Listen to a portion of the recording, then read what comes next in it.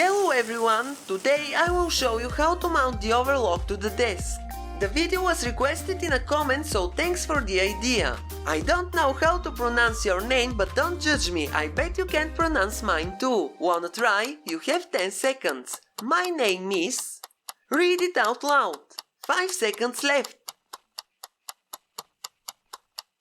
Okay, never mind. Better luck next time. By the way, I'm filming this video on National Dog Day. Let's check if my dog is celebrating. Oh, it's not. One biscuit later, let's mount the machine. These were the cheapest desks I found, but they are ideal for this purpose. I will place a sheet of paper to protect the desk from scratches. Place the machine on the desk and turn it to each side. Be careful, the machine is very heavy. First, we have to remove the motor belt. To do so, take a 7mm spanner and loosen the upper nut.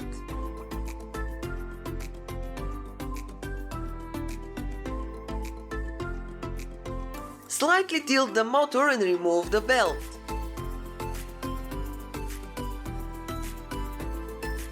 Then tighten the nut securely, otherwise you can lose it.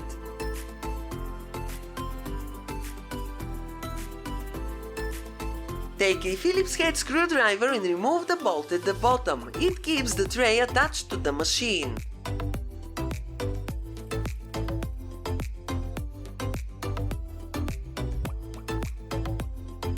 Now place the machine on its bottom. Be very careful because the tray is no longer attached to the machine.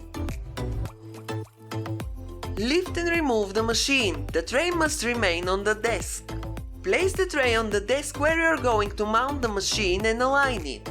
Take a pencil and make dots directly on the desk where you have to drill holes. I am drawing on the paper because my holes are already made on the other desk.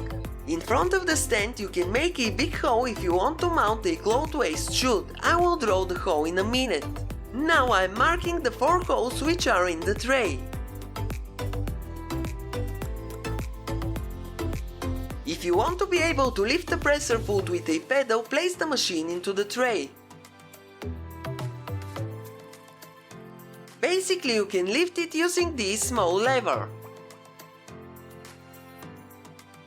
Locate the other lever, take the pencil and make a dot right under its end.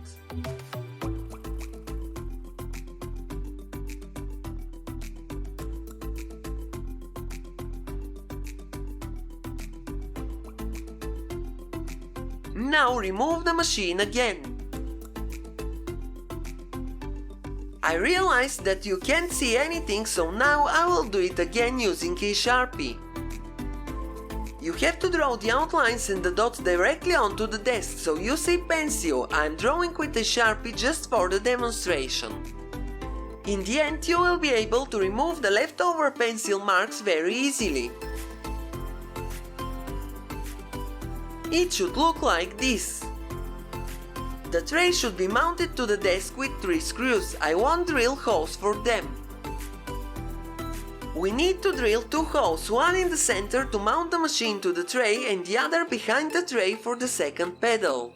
I will use a bottle cap to mark the holes. Each hole must be at least 1.5 cm in diameter.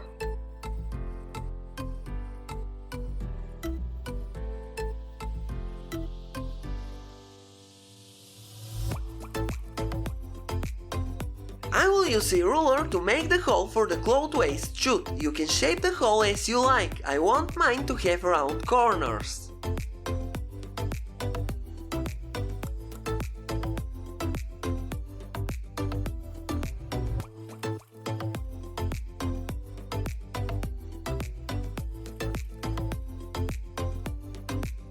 It's not the best drawing, but I hope you get the idea. To make the big hole, I used my father's jigsaw. I drilled 4 holes in the corners and then I cut the middle piece. You can see the piece right now. By any chance I didn't throw it away. I cut a piece of foam rubber shelf liner about the size of the tray. It will absorb some of the vibrations and will keep the machine stable. By the way, until this moment I was unsure what it is and what it's made for. Place it over the hose and put the tray on top. But first I will show you how the motor is mounted. Two screws are holding the metal plank securely to the tray. A very simple and effective way to attach the motor.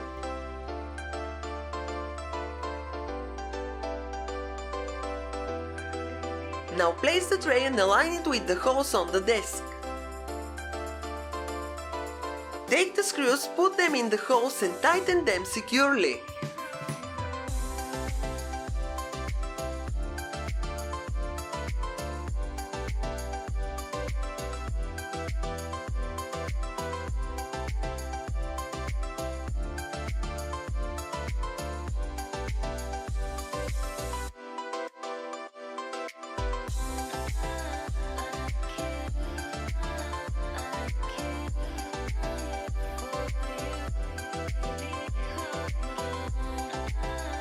Now the tray is mounted to the desk.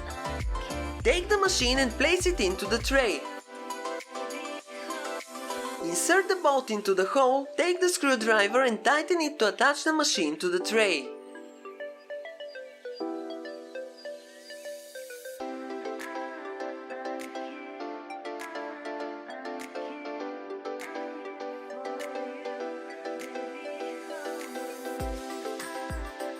This is my handmade pedal for lifting the presser foot.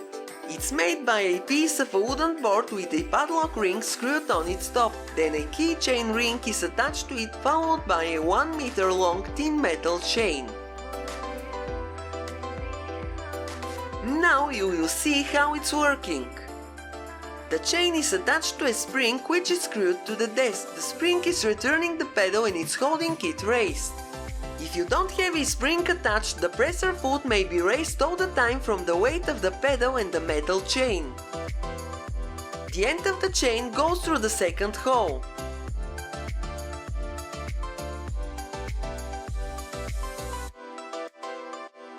Using another keychain ring, attach the chain to the lever on the back of the machine.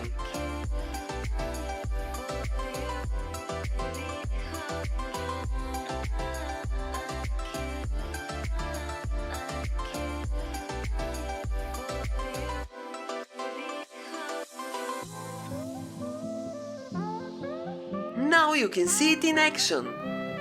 I have been using it for 5 years and so far it works flawlessly.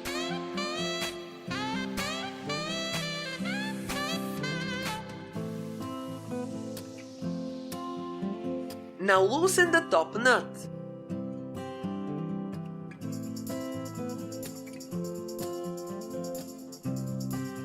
Tilt the motor towards the machine. Take the belt and place it around the flywheel of the machine, then gently stretch it and place it over the motor wheel. You can turn the flywheel slightly to attach the belt easily. Now you can see it from a different point of view.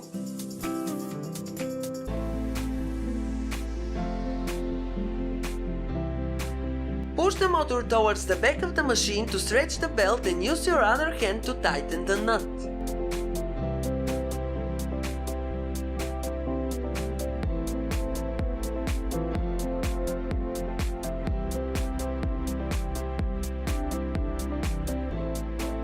Now you can plug the power cord. This is the cloth waste chute. I made it with a leftover metal piece of ceiling profile. It is mounted with 4 screws. When you're sewing, all the waste will slide directly into the waste bin. Now you can see how it works. My sewing machine is positioned on the other desk, so when I'm cutting the thread tails I throw them there. I think it's better than having a separate bin.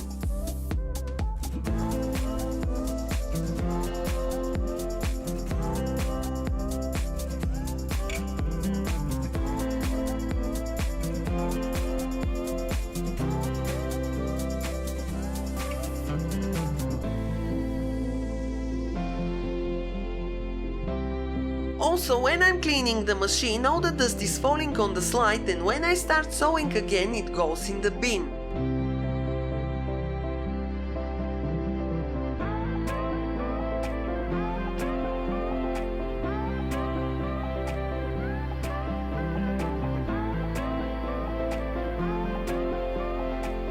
When you are sewing, the vibrations from the machine make the waste pieces slide.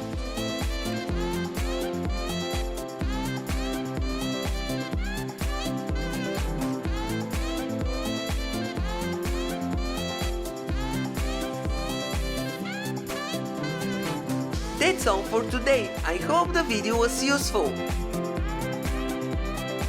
And as always, thank you for staying with me. Have a nice day and see you in my next video.